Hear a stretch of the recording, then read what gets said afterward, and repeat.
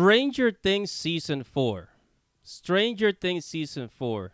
Jesus Christ. What a freaking show. I mean, they really raised up the bar. I mean, they really cranked it up, man. This is the best season in the show thus freaking far. I mean, we can all agree that Season 3 was not the best. I mean, it was alright, but it was not the best. It was necessary, but Season 4 really took everything about the show and really just raised the bar. I mean, they really cranked it up, and they really just went at it with the storytelling, the darkness, the heavy metal, and the villain.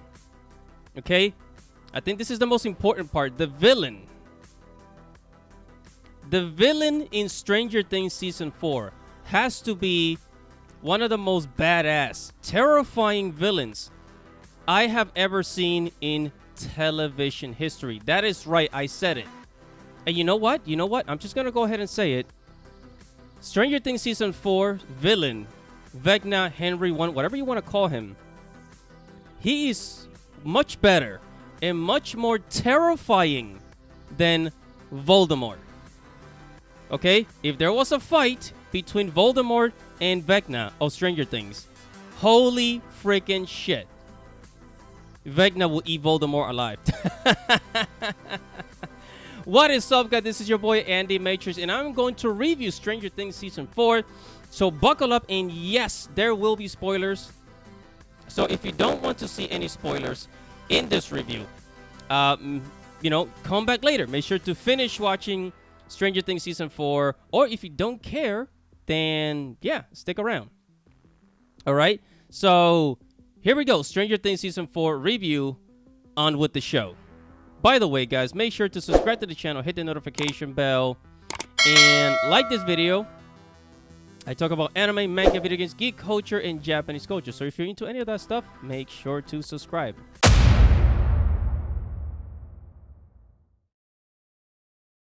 Okay, so the first thing I want to say about, I want to put out there is that Season 3, let's start with Season 3, because one of the major problems with Season 3 was the teen drama. Okay, I think there was too much of it. It's really not a bad thing to have teen drama, but I think they focus on their relationship a little too much. However, I think it was necessary for Season 3 to do that, because those relationships actually transition into the story of Season 4, and it was much needed. But still, Season 3 was just kind of like, it wasn't really that great. It was a little bit WOKE, a little PC, just to, I'm just going to go ahead and say it.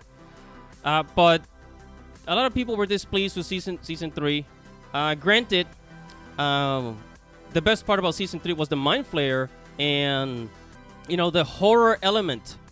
The horror element of the Mind Flayer.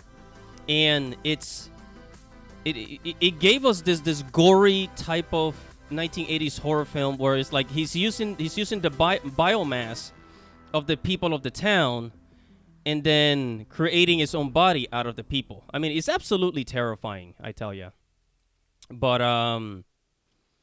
yeah, Season 3, not the best season, full of teen drama, and I'm really glad that Season 4 basically just took everything and just ramped it up with the horror, with the heavy metal, which I'm going to talk about in a few, and just the overall mystery, because one of the best things about Stranger Things is that it's a mystery, and we all love a good mystery. We all love a good chase, and trying to figure out, why things happen, how, who's the villain, and where do all these things come from, right? Because in Season 3, we still did not know a lot about the Upside Down.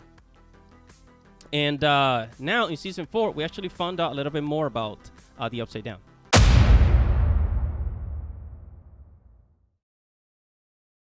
Now, let's go ahead and talk about Vecna. Okay, Vecna has to be the most terrifying villain I've ever seen. And I said, Vecna is even more terrifying than Voldemort. Okay? I don't think Voldemort stands a chance against Vecna. I mean, like, talk about a villain that all he wants to do is take over a high school. That's pretty much what Voldemort is.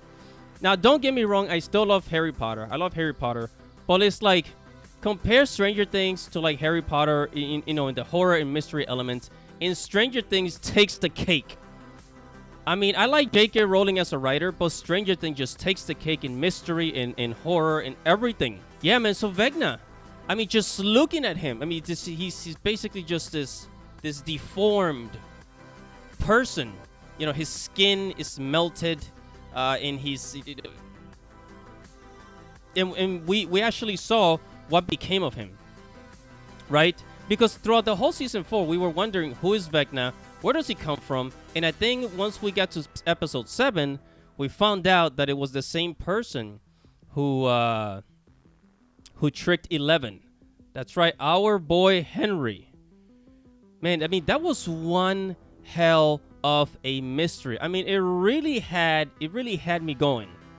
It really had me going, and it had a lot of people on YouTube and social media, trying to figure out who the heck is Vecna.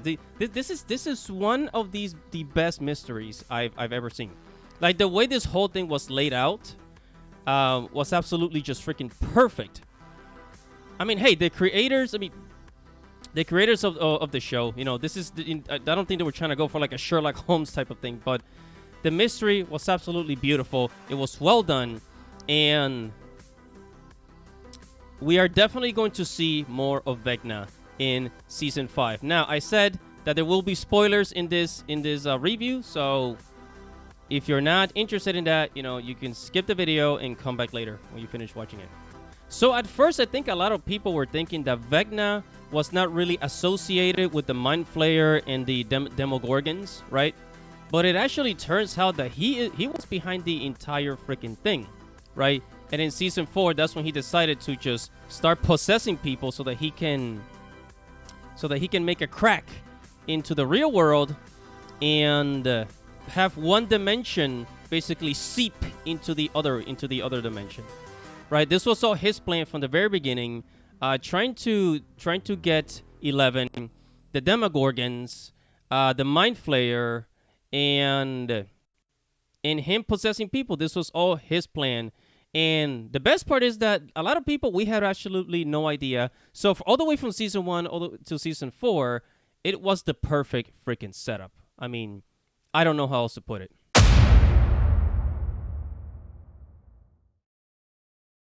Now, something that I do want to talk about in Stranger Things is the representation. Now, hold on a second before you click away from this video. Let me just put this out there. I just want to talk about this really quick because we see diversity, representation all over everything that's new. All these new movies and TV shows in modern television, modern entertainment, even video games. We see this outcry, this people yelling and screaming for inclusivity, representation of minority characters or whatever, especially LGBT characters, right? And I actually like what they did with the LGBT characters from season 3 all the way to season 4, right? Because a lot of people were wondering if Will was actually gay, right? If Will was actually gay. And we found out that he actually is. Or at least the thing is I think it's because it has to do with the 1980s, because the series takes place in the 1980s. And nobody's gonna tell you, at least back then, people would never say, hey, I'm gay. People never came out of the closet in that way back then. Everybody kept it a secret. And, maybe you have one or two friends who would kind of like cover up for you, or like they'll be on your side or whatever.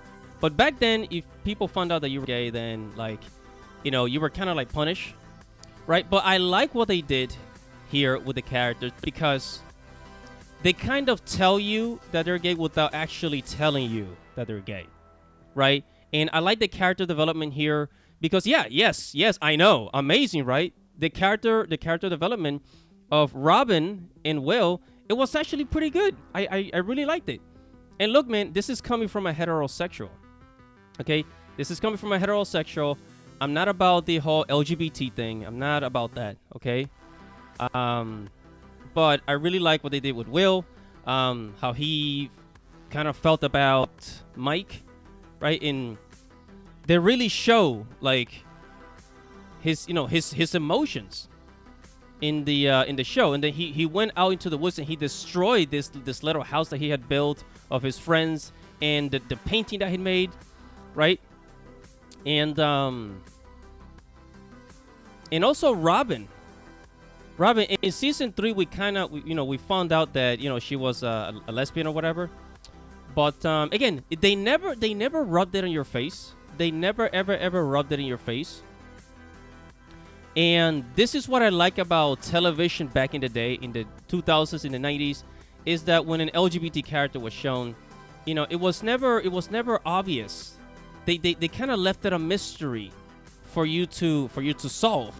Just like, I mean, Stranger Things in general is a mystery, but I like how they presented it here because it was part of the story. It was part of the character development, and actually, you actually feel for them. You actually start to like the characters more. Like Robin, I really like Robin, and how because Robin was actually into Nancy. Robin was actually into Nancy, and she was actually jealous of Steve for dating Nancy, right? And you know what? This is how actual relationships in the real world are.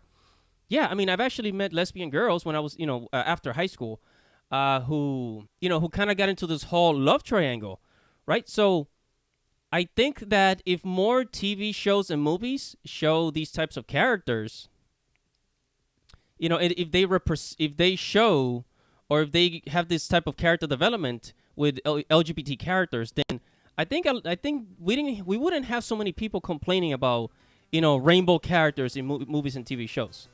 Okay, so I really like how the character development of Robin and Will in season 4 of Stranger Things. Right, it was really well done.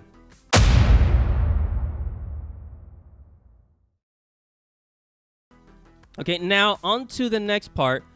And the next part is about your boy Eddie. Yes, Eddie. Eddie is my favorite character. Eddie is my favorite character of season 4, right? And of course, spoiler alert, they have to get rid of him.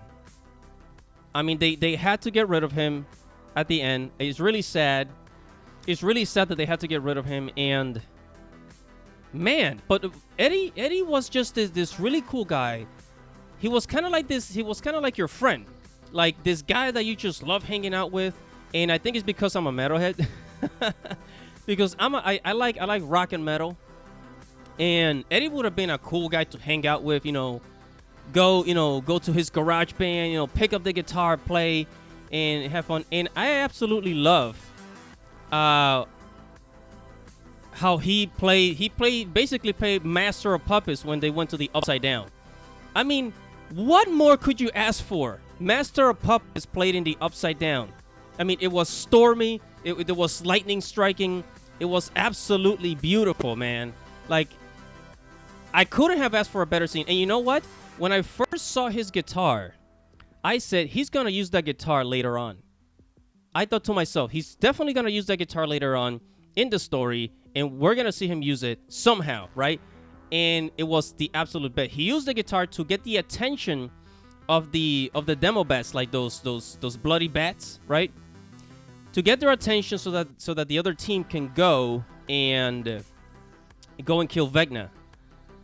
And man, but Eddie, the absolute best character in season 4 of Stranger Things. And they did, and man, like, he was innocent the entire time. And I would have done the same thing that Eddie had done.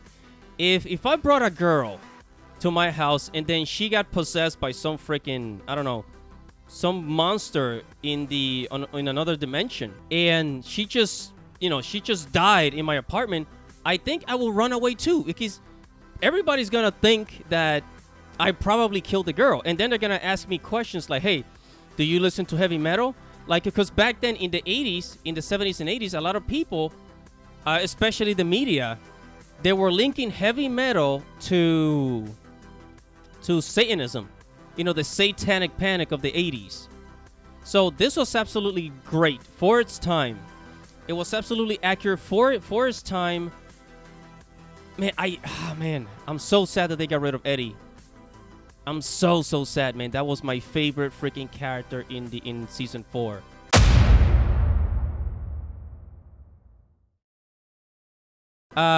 We're definitely gonna have a season 5. Absolutely, we're definitely gonna have a season 5, and Vecna is definitely gonna call back. He's definitely coming back. And if you saw the ending, basically when Vecna possessed Max, you know, Maxine, I think 11 tried to save Max, but she failed. So Max's body is still there. And breathing. But I think Vecna took Max. At least he took her mind. Right? I think he took her mind. And I think he's probably going to use that to take advantage of 11 or whatever. And those volcanic eruptions, those smokestacks that you see, that was basically the upside down seeping into the real world. Because once you heard that clock ticking, you know, when Vecna took over Max's mind, he basically opened another portal, and then that's when the earthquake happened, right? That was basically the dimension just seeping into the real world. And man, I'm really excited. I cannot wait to see what happens in season 5. I'm so hyped up. This is the absolute best season.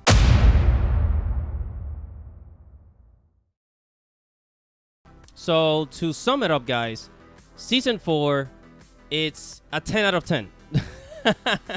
It is a 10 out of 10 for me, because especially the heavy metal. I mean, it was straight up metal. It was straight up metal. It was dark. It was, you know, the mystery of it. Especially with Henry and 11 in the underground facility. It was just, we could not have asked for a better show. Okay? And Vecna, yes, Vecna being better than Voldemort. Best joke of the month. Vecna way better than Voldemort, for God's sakes. Yeah, man, so that is pretty much it for my review of Stranger Things Season 4, guys. Give it a watch if you haven't.